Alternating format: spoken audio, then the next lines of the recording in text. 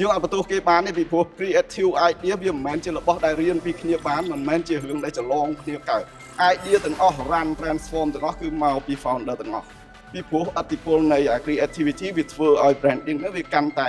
popular ធ្វើឲ្យមនុស្ស feel ពី product ពី solution remember និង believe in his idea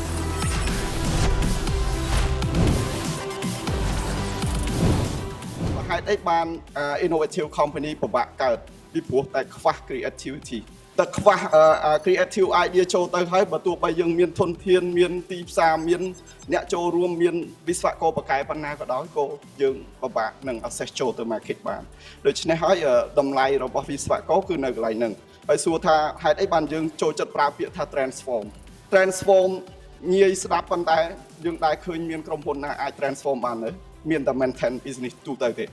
នៅពេលដែលយើង transform បានមិនមែនគ្រាន់តែបង្កើត opportunity និងការងារឲ្យមនុស្សរវល់ទេគឺនាំស្នាដៃនិងទេពកោសល្យរបស់ទាំងអស់គ្នានឹងទៅកាន់ឆាកអន្តរជាតិបានយ៉ាងងាយហើយបង្កើត opportunity ឲ្យមនុស្សរាប់ពាន់រាប់លាននាក់រហូតដល់អាចឆេងទៅលើ GDP ប្រទេសមួយបានអញ្ចឹងវាមានឥទ្ធិពលខ្លាំងណាស់នៅលើ creativity ហ្នឹងឃើញតែ eco solution នេះដូចបងប្អូនឃើញស្រាប់ហើយធ្វើការជាមួយវារាល់ថ្ងៃសំបីតែអ្នកដែលគាត់ចូលរួមជាមួយខ្ញុំរាល់ថ្ងៃហ្នឹងរយៈពេល10ឆ្នាំក៏គាត់អត់ទាន់យល់ថានឹងវាទៅយ៉ាងម៉េចដែរហើយយើងអត់បន្ទោសគេទេយើងអត់បន្ទោសគេបានទេពីព្រោះ creative idea វាមិនមែនជារបស់ដែលរៀនពីគ្នាបានមិនមែនជារឿងដែលច្រឡងគ្នាកើត idea ទាំងអស់ run transform ទាំងអស់គឺមកពី founder ទាំងអស់ពីព្រោះឥទ្ធិពលនៃ creativity វាធ្វើឲ្យ branding នេះវាកាន់តែ popular ធ្វើឲ្យមនុស្ស feel ពី product ពី solution remember និង believe in his idea ឥទ្ធិពលនៃ creativity វាមិនមែនមើលដោយភ្នែកបានមិនមែនជា tangible product ដែលយើងប៉ះបានដោយ DRC Internet of Things ឬក៏ software ដែលយើងកំពុងតែ develop modeling ដែលយើងប៉ះបានទេគឺជារបស់នៅខាងក្នុងហ្នឹងដែលមនុស្សទូទៅមានអារម្មណ៍នឹងវាជឿជាក់ថាការងារដោះស្រាយបញ្ហាទាំងអស់ហ្នឹងវាកើតឡើងបានវាពិតជា possible មែនវាពិតជាអាចដោះស្រាយបញ្ហាច្រើនវាពិតជារោគឃើញនៅអត្ថកម្បាំងច្រើននៅក្នុងខ្លួនរបស់យើងមែនអញ្ចឹងហើយបាននៅវិពិសាស្ត្រយើងបើកទលាយចែករំលែកតាក់ទងជាមួយនឹងបទពិសោធន៍ថាការងាររបស់វិពិសាស្ត្រពិតជាមាន innovation ផ្ទាល់ខ្លួនយើងអត់បានច្រឡង copy ស្នាដៃពីណាមកទេហើយយើងក៏អត់តែមានគោលបំណងបិទបាំងការងារ research របស់យើងជាមួយនឹងអ្នកណាដែរតាក់ទងជាមួយនឹង creativity គឺកុំរំពឹងថា VP Start នឹងក្លាយទៅជា product driven company យើងអត់អាចទៅរួចទេហើយនេះហើយគឺជាសមត្ថភាពដែលយើងចង់បង្កើតបដិវត្តថ្មីមួយដើម្បីធ្វើឲ្យ economy នៅក្នុងស្រុកយើងក៏ដូចជា economic domain ទាំងអស់ connect គ្នាបានហើយអាច improve ទៅលើសេដ្ឋកិច្ចយើងបានកាន់តែល្អប្រសើរទៀតតាមរយៈបច្ចេកវិទ្យាតាមរយៈ innovation របស់យើងអញ្ចឹងឥទ្ធិពលនៃ creativity គឺវាពិតជាជោគជ័យហើយចេញជាលទ្ធផលមែនបើមិនជាខ្ញុំយករឿងទាំងអស់នេះទៅប្រាប់គេនិយាយ 4-10 ឆ្នាំហើយអត់បញ្ចេញសកម្មភាពតាមរយៈវិស្វករយើងនឹងទេគឺថារឿងហ្នឹងអត់ពិតទេអញ្ចឹងហើយឲ្យផ្ដោតទៅលើសមត្ថភាពខ្លួនឯងកុំល្វើល្វាយចាប់អានេះមកចប់អានោះមកចប់បែងចែកឲ្យដាច់រវាងការ transforming idea និង big data វាចាត់ច្រឡំថាអូឲ្យតែយើងរៀនចេះអាហ្នឹងសិតតែយកមកប្រើបានខុសទាំងស្រុងរឿងចំណេះដឹងគឺសំខាន់ហើយគឺយើងត្រូវទៅសាលាយើងត្រូវទៅរៀនខ្ញុំអត់បដិសេធថាវាមិនសំខាន់ទេប៉ុន្តែរវាង creativity និងចំណេះដឹងដែលយើងរៀនគឺពីរផ្សេងគ្នាអត់មានអ្នកឲ្យទៅរៀនបានខ្ពស់ហើយត្រូវតែមកធ្វើកិច្ចការងារទាំងអស់ហ្នឹងកើតទេយើងចង់ដឹងយើងអាចសាកល្បងអាចស្រាវជ្រាវស្វែងយល់ខ្លួនឯងបានដូច្នេះហើយអា creativity ហ្នឹងវាមិនមែនចាំតតែរឿងទាំងអស់កើតឡើងបានទៅរួចទេវាទៅមុនពេលដែលមាន VP Start ទៅទៀតអញ្ចឹងហើយបែងចែកវាឲ្យដាច់ជួនកាលយើងចេះគិតថាចាំធ្វើឲ្យចេញមួយចាំយកទៅធ្វើចេញលើសនឹង1000ដងទៀតក៏ទៅអត់បានដែរបើយើងអត់មានលក្ខណៈ creative ឃើញក្រុមហ៊ុនដែលធ្វើនៅក្នុង sustainability system energy sector transition គេមាន product លើសយើងរាប់ពាន់ដងធនធានគេច្រើនជាងយើងគេ research មួយឆ្នាំអស់$40,000 លាន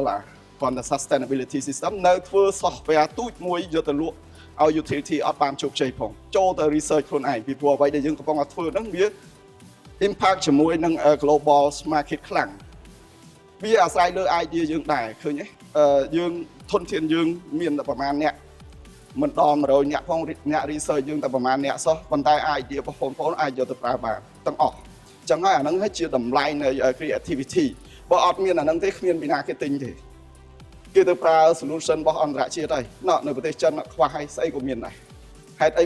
បានគេអត់មកជ្រើសរើសយកយើងវិញហេតុអី12ឆ្នាំហើយយើងអត់មាន competitor អញ្ចឹងហើយអាហ្នឹងហើយជា evidence ដែលយើងបង្ហាញថា VP មានលក្ខណៈ creative បើសិនជា idea នឹងទៅច្រឡងគេតែមួយឆ្នាំក្រោយគេយកទៅវិញបាត់ហើយអញ្ចឹងណាហើយគេយកទៅវិញបាត់មិនមែនគេមកច្រឡងយើងទេពីព្រោះយើងខ្លួនឯងក៏យើងទៅលួច idea គេដែរយើងអត់មានដែរអញ្ចឹងហើយកុំល្អូថាគេលួច idea ខ្ញុំទៅបាត់ហើយគេច្រឡងតាមពិតយើងទៅលួចគេដែរហ្នឹងសិទ្ធិអ្នកលួចគេដូចគ្នាហេតុអីព្រោះទៅចោតគេថាគេលួចចម្លងយើងអញ្ចឹងហើយ creativity គឺជារបស់នៅដែលមាននៅក្នុងខ្លួនវាមិនមែនជារឿងដែលយើងច្រឡងគេមកហើយយើងថាយើង creative ឯអត់កើតទេអត់មានសាលាណាបរៀនមនុស្សឲ្យចេញអញ្ចឹងឯងអញ្ចឹង Oxford និង University ល្បីនៅអឺរ៉ុបនៅអាមេរិកអីគេបង្កើត innovator បានច្រើនហើយបន្ទាប់ពីគាត់ graduate ទៅអញ្ចឹងយើងឃើញហើយអាហ្នឹងទាំងអស់គ្នាសិតតែយើងអាចស្វែងយល់បានខ្ញុំចង់បង្ហាញថា creative មួយម៉ាត់នេះគឺទាល់តែយើងឈប់ចាប់អារម្មណ៍ជាមួយមនុស្សបានទៅដល់ក្នុងកើតបើសំបីតែខ្ញុំក៏ខ្ញុំអត់ដឹងថាខ្លួនឯង creative ប្រថមកម្រិតណាដែរវាអត់បានទេពីព្រោះអាហ្នឹងមួយម៉ាត់បើសិនជាយើងទៅរៀនហើយផ្ដោតលើ curriculum របស់សាកលវិទ្យាល័យក៏យើងបាត់អាហ្នឹងដែរអញ្ចឹងហើយកន្លែងហ្នឹងរៀនបថយអ្វីដែលយើងគិតថាវាអត់ចាំបាច់ហ្នឹងយើងព្យាយាមកាត់បន្ថយការផ្ដោតអារម្មណ៍លើរឿងអញ្ញៃខាងក្រៅនឹងច្រើនបានយើងអាចចូលទៅដល់ creative មនុស្សដែល creative និងមនុស្សដែលអត់ creative និយាយតែពី3ម៉ាត់គឺយើងដឹងហើយមនុស្សដែលអត់ចេះគូររូបនិងមនុស្សដែលចេះគូររូបវាខុសគ្នាយើងមើលតែប៉ុណ្្នឹងទៅដឹងហើយមនុស្សគ្រប់គ្នាសិតតែចេះប្រើ tool ចេះប្រើ software អាចគូររូបបាននៅក្នុង digital ទាំងអស់អញ្ចឹងណាប៉ុន្តែមនុស្សដែលគាត់មានលក្ខណៈ creative គាត់គូរបានមែនប៉ុន្តែរូបរបស់គាត់អត់ដូចអ្នកដែលអត់មានលក្ខណៈ creative ទេធ្វើមិនក៏អត់ដូចគ្នាដែរវាខុសគ្នាអញ្ចឹងបានមានវិចិត្រករមានតែ2 3នាក់លើពិភពលោកក្នុងចំណោមមនុស្សអាចគូររូបបានរាប់រយលាននាក់ហេតុអីអត់ល្បីអាហ្នឹងហើយជាអតិពលនៃ creativity ដែលធ្វើឲ្យស្នាដៃរបស់យើងល្អជាងគេអញ្ចឹងហើយត្រូវមានទាំងពីរសរុបមកវិញជំនាញដែលយើងសិក្សារៀនសូត្រគឺសំខាន់ណាស់បើអត់មានអាហ្នឹងក៏អត់បញ្ជាក់ថាយើងមាន innovation ដែរប៉ុន្តែត្រូវឲ្យតម្លៃលើ creative thinking យើងផងលើ innovation យើងផងអត់តែភ្លេចអានោះទេបើសិនជាយើងធ្វើការងារផ្ដោតទៅលើបច្ចេកទេសមួយមុខតម្លៃនៃការងាររបស់ពួកយើងក៏គេអត់ទទួលស្គាល់ក៏អញ្ចឹងហើយចង់ឲ្យវាល្អហើយអត់មានការប្រកួតប្រជែងបង្កើត opportunity បានច្រើនត្រូវច្បាច់ពីរនឹងបញ្ចូលគ្នា